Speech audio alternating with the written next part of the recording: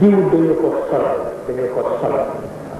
dañu ko sol sama xam-xam diw dañu ko sol yonent bi kenn sulu ko dañu ko jàngal kon nag ñi ñu sol ci bàyyi xel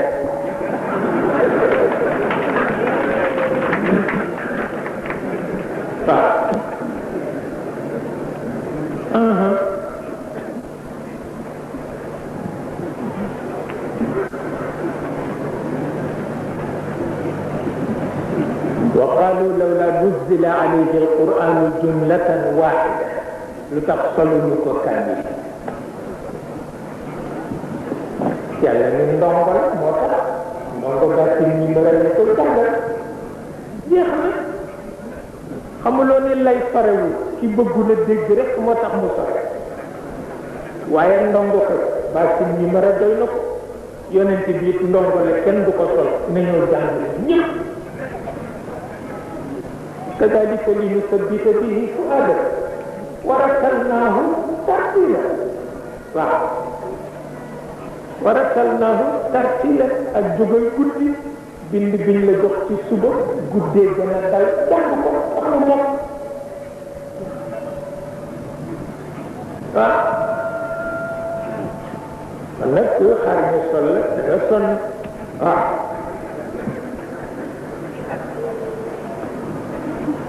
muy jaaxle di jaaxle waaw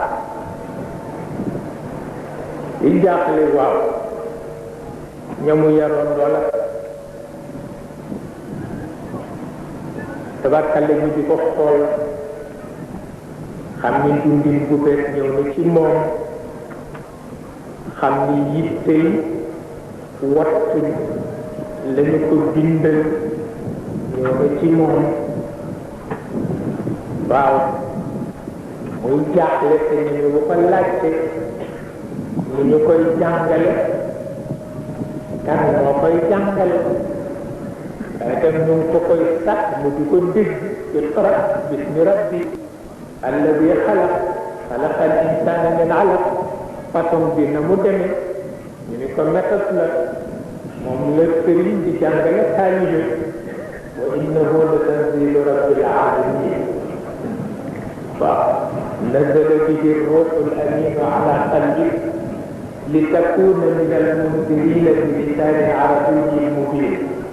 وإنه لفي زبر الأولين اللي كانت جراول جانجلين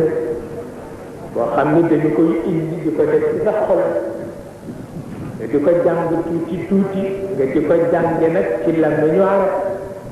ndax moom nga namp te ñoom nga nekkal te ci ñoom lay jóge dem àll waaw te it nga xam ni wéetoo woo ko jàngal naa ñeneen ndax mu bañ a def ci yow ak rëy nga def ni yow rek yaa ko am ndax rëy bu duggee yëpp yàq waaw rëy bu duggee yëpp